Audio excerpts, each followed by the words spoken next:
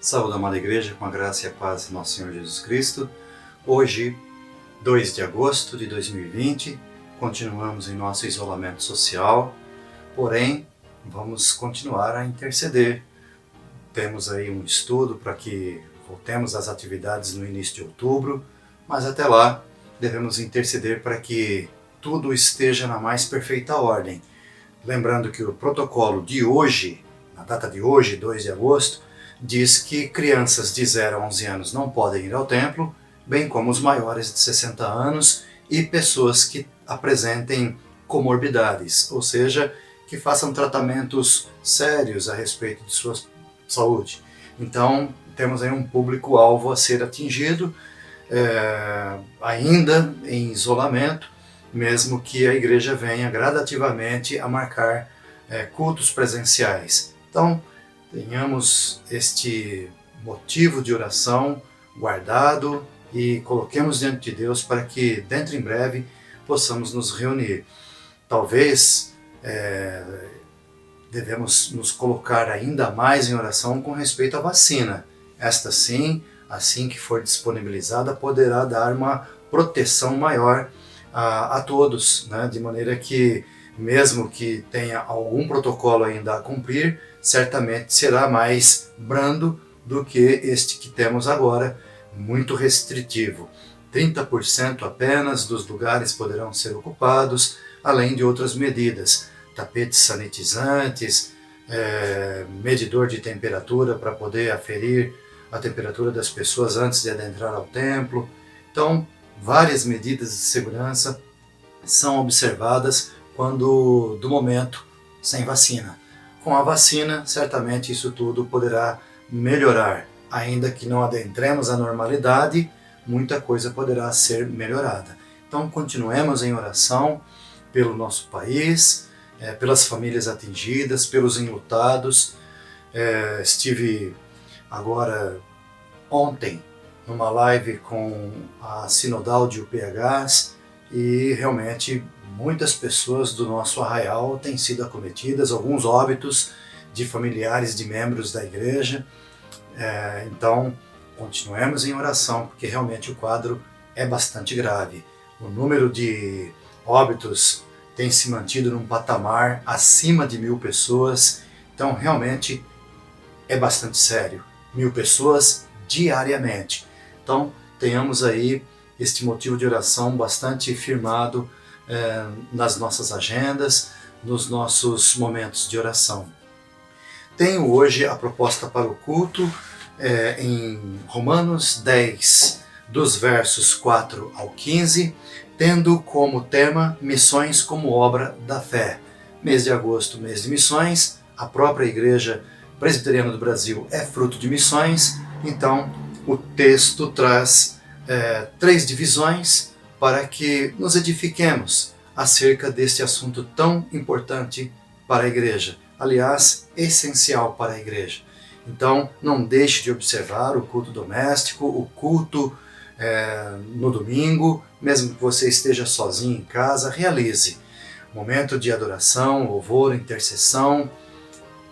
Coloque-se diante de Deus, reúne sua família, vamos realizar o culto. Se possível, publique no grupo de WhatsApp, da igreja, para estimular outros a também realizarem o culto no lar, até que passe todo este problema pelo qual estamos passando. Então, 3 divisões falando sobre missões como obra da fé. A pastoral não poderia ser diferente.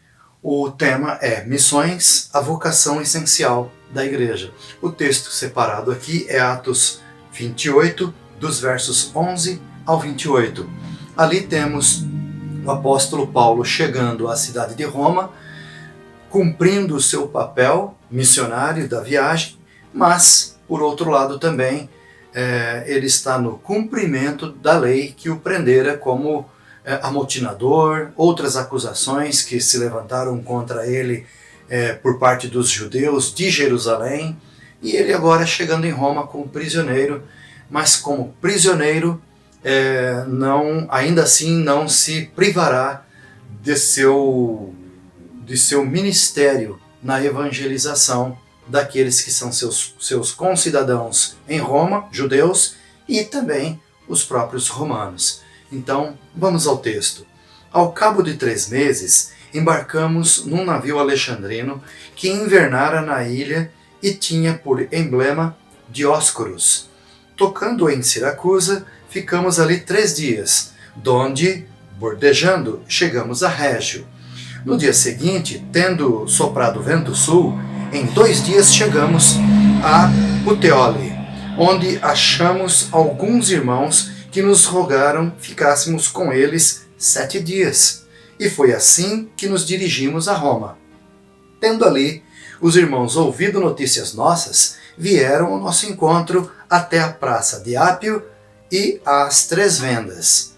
Vendo-os Paulo, e dando por isso graças a Deus, sentiu-se mais animado. Uma vez em Roma, foi permitido a Paulo morar por sua própria conta, tendo em sua companhia o soldado que o guardava. 3 dias depois, ele convocou os principais dos judeus e, quando se reuniram, lhes disse: varões irmãos, nada havendo feito contra o povo ou contra os costumes paternos, contudo, vim preso desde Jerusalém, entregue nas mãos dos romanos. Havendo-lhes eles, os judeus, marcado um dia, vieram em grande número ao encontro de Paulo na sua própria residência, que alugara.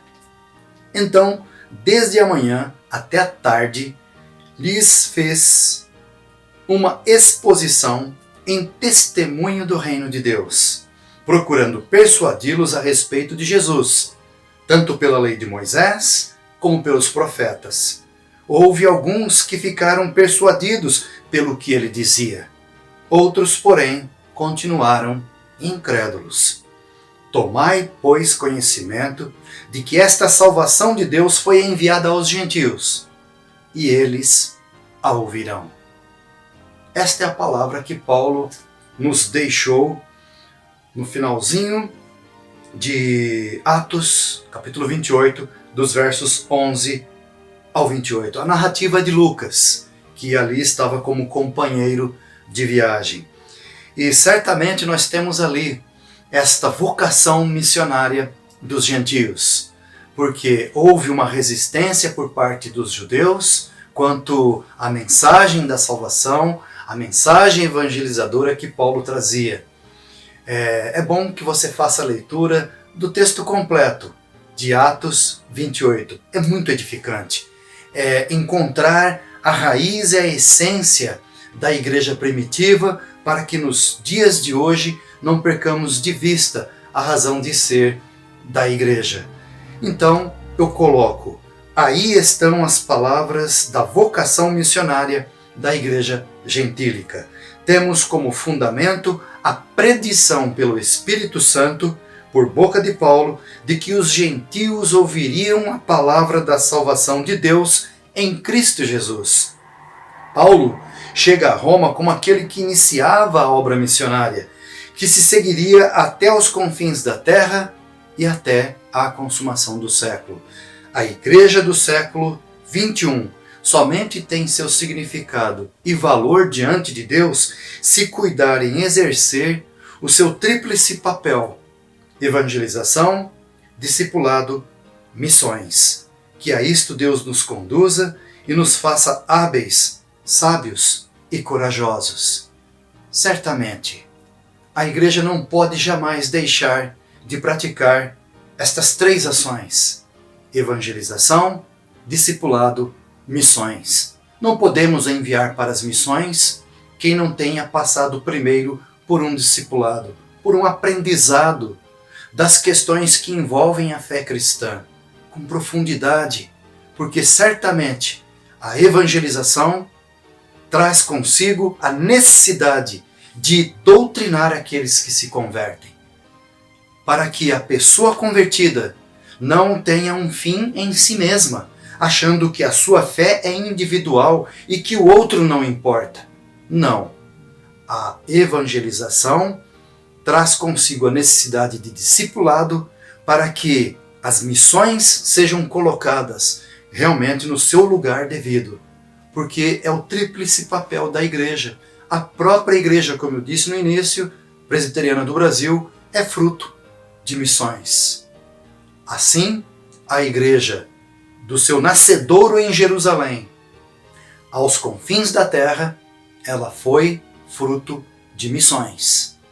Eles foram enviados pelo Espírito Santo no cumprimento daquele papel para aqueles dias. E hoje a igreja tem, para os seus dias, o mesmo Espírito que nos conduz na realização da evangelização, do discipulado e das missões. Assim, nós entendemos que a igreja, nos dias de hoje, com toda esta dificuldade que nós temos de reunião presencial, temos este meio eletrônico que Deus nos disponibilizou para que possamos, por meio dele, levar a mensagem da salvação às famílias mais distantes. Vamos fazer isto. Às vezes no grupo da igreja tem mensagens que não tem nada a ver com a nossa fé, com a nossa doutrina. Vamos fazer o caminho inverso. Vamos compartilhar aquilo que é próprio da nossa igreja com os vizinhos, com os amigos, com os parentes, com pessoas de outros estados e quem sabe até de outros países.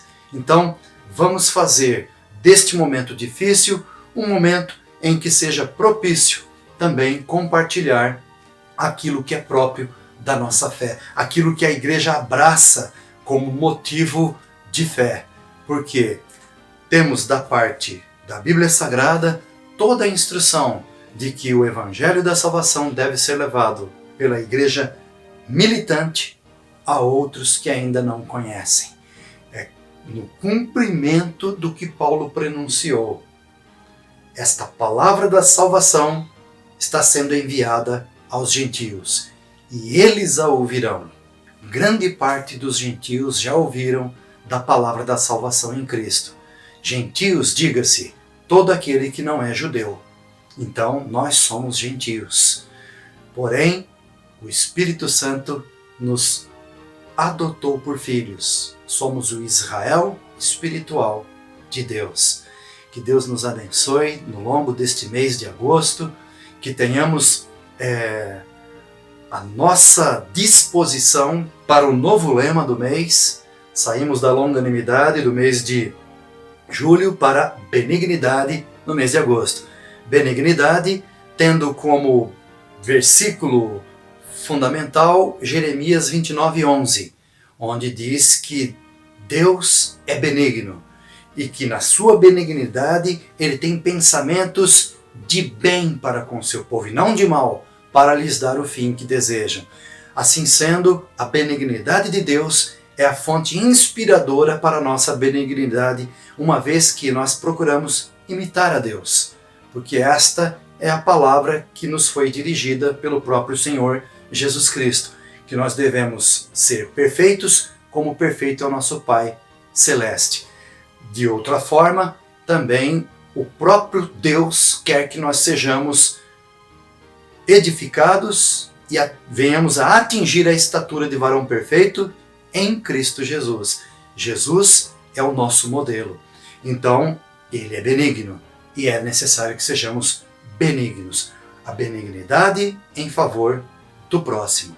Então, vamos atentar para estas questões. Deus esteja nos abençoando e quero celebrar juntamente com a igreja, quero estender congratulações aos nossos presbíteros. Hoje, primeiro domingo, dia do presbítero, então mande uma mensagem ao presbítero, telefone para ele se possível, são apenas 3, o presbítero Ronaldo, José Carlos e Ricardo, e se não for possível ligar, deixe uma mensagem de estímulo.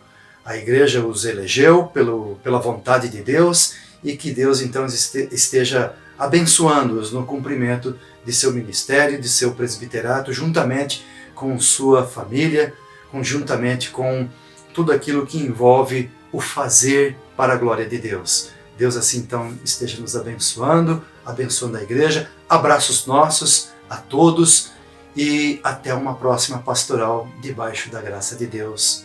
Amém.